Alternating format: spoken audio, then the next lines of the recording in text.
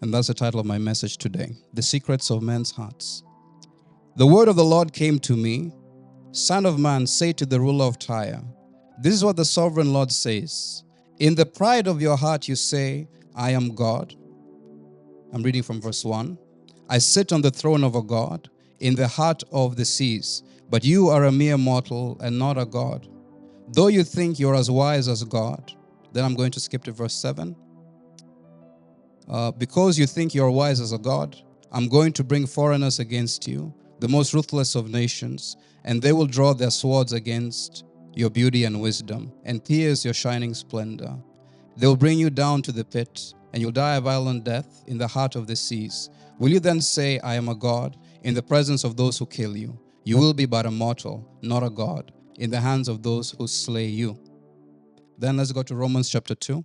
Roomalaisten kirje, luku 2. I'm going to read verse 5. Jakeesta 5. But because of your stubbornness and your unrepentant heart, you are storing up wrath against yourself for the day of God's wrath, when his righteous judgment will be revealed. Verse 6, God will pay each person according to what they have done. To those who by persistence in doing good seek glory, honor, and immortality, he will give eternal life. But for those who are self-seeking and who reject the truth and follow evil, there will be wrath and anger. There will be trouble and distress for every human being who does evil. First for the Jew, then for the Gentile. But glory, honor, and peace for everyone who does good. First the Jew, then for the Gentile. For God does not show favoritism. All who sin apart from the law will also perish apart from the law. All who sin under the law will be judged by the law. And then I go to verse 16. This will take place on the day when God judges people's secrets through Jesus Christ, as my gospel declares. Then finally, Luke chapter 12, verse 2. Then that's enough reading for today. I will quote the rest offhead. Ja sitten Luukkaan evankeliumi luku 2. This is a famous one. It says, there is nothing concealed that will not be disclosed, or hidden that will not be made known. Amen.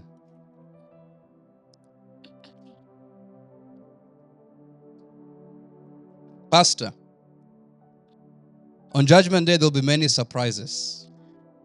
One great surprise that many will have on the day of judgment. Mikä on se yleisin yllätys, mikä ihmisillä tulee olemaan tuomiopäivänä? Is that many will find themselves answering for sins they never did. Moni tulee vastaamaan silloin synneistä, mitä he ajattelevat, että he ei olisi tehnyt. It will feel like identity theft. Se tuntuu silloin Very high level, sophisticated identity theft. jotenkin todella identikriisiltä. Many will be called murderers. Monia kutsutaan murhaajiksi. Many will be called serial killers, in fact. Monia tullaan kuulemaan Many will be called adulterers. Many will be called adulterers.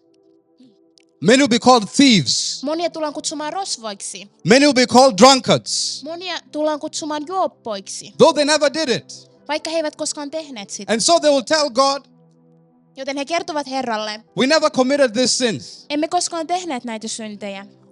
I never drank a drop of alcohol. En koskaan juonut alkoholia. I was faithful. Olin uskollinen. I never killed anyone. En koskaan tappanut ketään. Not knowing that God's judgment does not begin with the outward appearance. Herran tuomio ei ala siitä, kun alat tekemään jotain. God's judgment begins with the heart.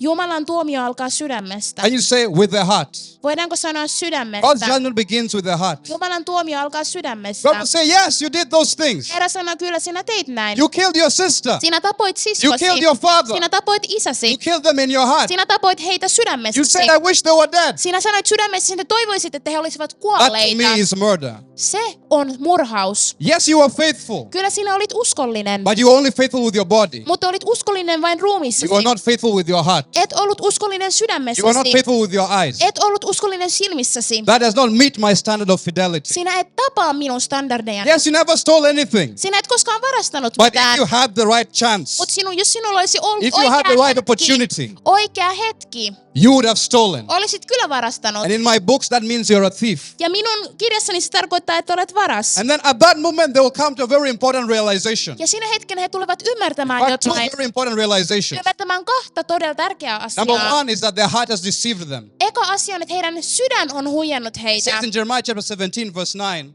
Jeremian kirjassa sanotaan näin. that their heart is deceitful above all things. Sydän on tosi valheellinen desperately paikka. wicked. Se on todella paha. Who can know it? Kuka voi tuntea sen? Do you know your heart? Tunnetko sinä Has sydäntäsi? your heart deceived you? Onko sinun sydämesi pettänyt sinua? The second important realization they will have Toinen asia, mitä he tulevat ymmärtämään. is that God will not relax his standards for anyone.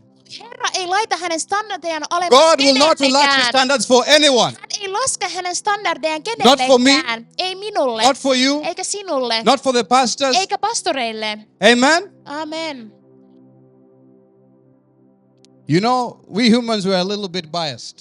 Me ihmiset olemme vähän epävakaita. I know Pastor Becky says she loves all of you, Tiedän, että pastori Becky sanoi, että hän rakastaa teitä kaikkia. but I know she loves me a little bit more. Mutta tiedän, että hän rakastaa minua ehkä vähän enemmän.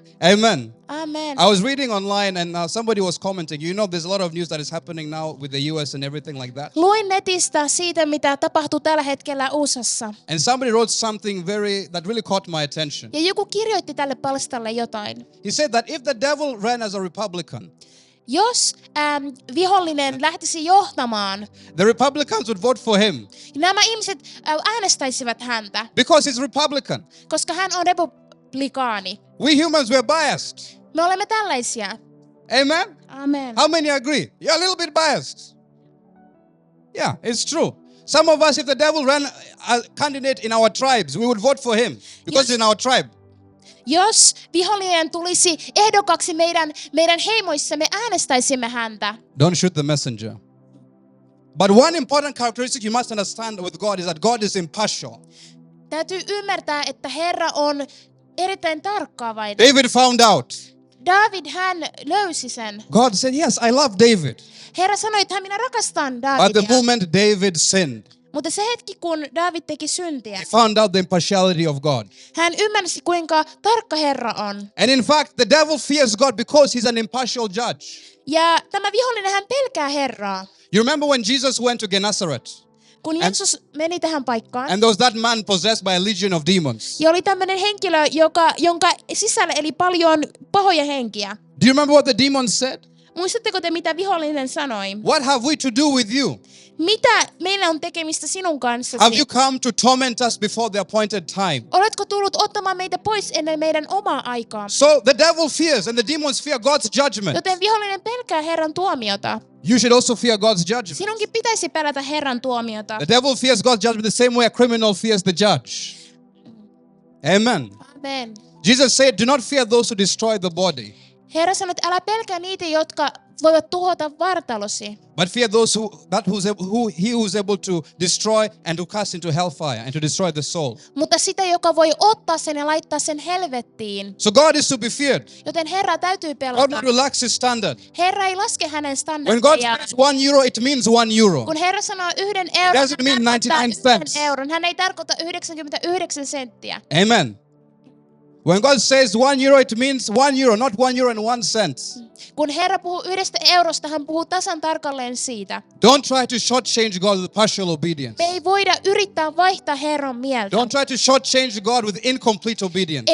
Me ei voida yrittää vaihtaa Herraa siten, että me ei olla täydessä uskossa. It will not pass in God's court. Se ei tule pääsemään Herralle asti. Jesus said, heaven and earth shall pass away, but not one word of mine shall fail. Herra sanoo, että taivas ja maa tulevat menemään pois, mutta ei yksikään sana, minkä minä sanon. Not a single word, Ei yksikään sana. not a single comma, Ei yksikään asia. not a single full stop, Ei yksikään stoppi. not a single semicolon.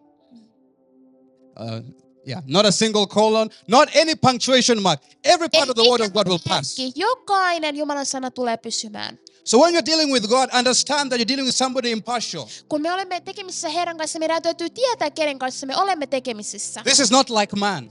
Hän ei ole niin kuin mies. But I won't talk about the impartiality of God's judgment. I want to talk shortly about the wickedness and the deceitfulness of man's heart. Haluan puhua tänään ihmisen miehen sydämestä.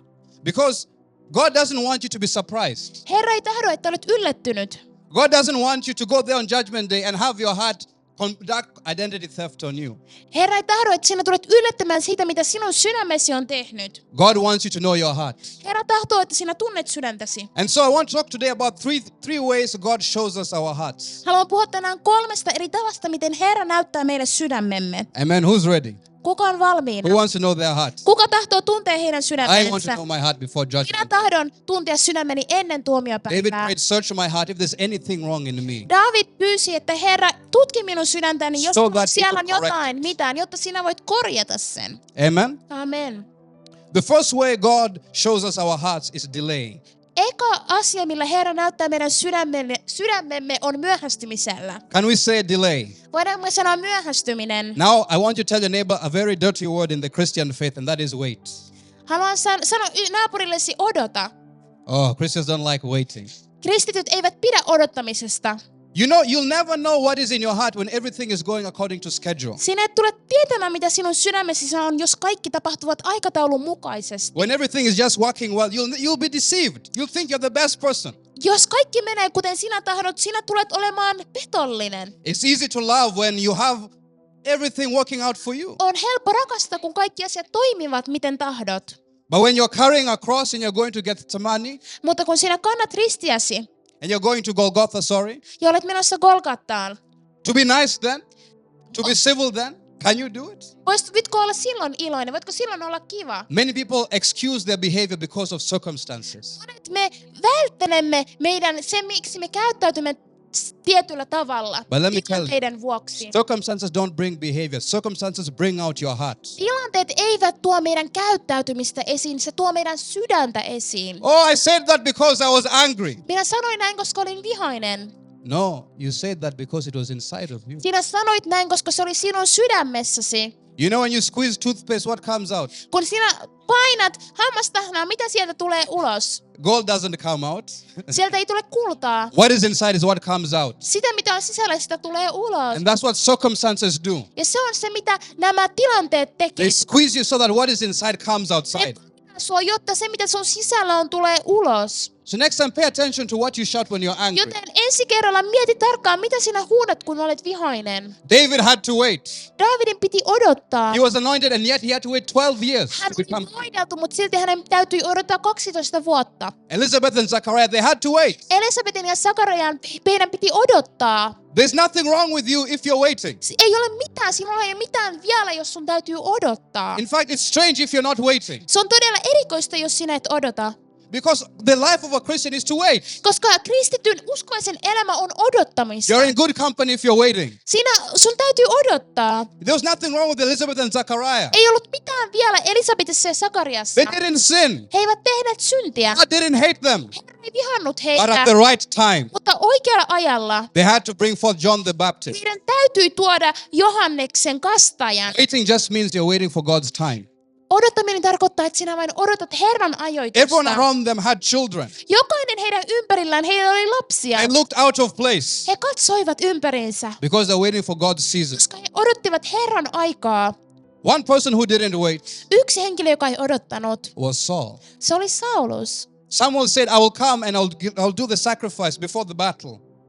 Jotkut he tekevät uhreja ennen taistelumenoa. Now, I used to excuse Saul, Minä yritin vähätellä Saulia. but after you see that Abraham waited over 70 years, Sen jälkeen, kun näet, kuinka Abraham odotti enemmän kuin 70 vuotta, I'm sure Saul could have waited at least even 2 days. minä uskon, että Saulus olisi voinut myös odottaa. Amen? Amen. He didn't wait. Hän ei odottanut. And very quickly what was inside came outside. Tästä, mitä oli sisällä, se tuli ulos. Amen? Amen.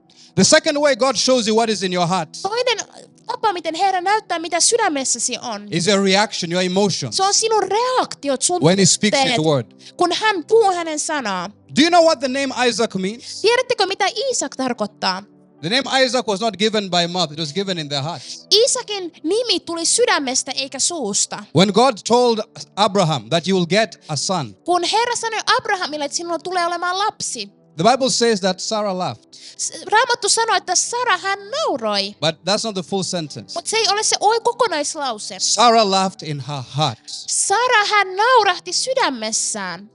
Amen. Amen. People say a lot of things in their hearts. Ihmiset sanovat monenlaisia asioita sydämessään. Have you ever met somebody who's very nice to you on the outside, but you know there's something they're saying about you in their heart? Oletko koskaan tavannut jonkun, joka on todella kiva sinulle, mutta sinä tiedät, että he sanovat jotain sinusta sydämessään. So if human beings can perceive that, Joten jos ihmiset voivat tehdä tällä what tavalla, about God? mitä Jumalasta? This is a very nice proverb. I cannot remember exactly where it is, but I think it's Proverbs chapter 15, verse 11. Tämä on tosi kiva sananlasku. It says, hell and destruction are open before God. How much more the hearts of the sons of men? Joten jos helvetti ja häirikkö on meidän edellä niin kuin avoinna, kuinka paljon Sarah laughed. Herra naurahti. Sarah Isaac in her heart. Hän naurahti sydämessään. Amen? Amen. Not knowing that she was part of the promise. Hän ei tiennyt, että se oli osa tätä lupausta. Sometimes when we see even negative things, we laugh at those things. Joskus kun me näemme negatiivisia asioita, me naurahdamme You näille see somebody being asioille. hit on television and you find it funny.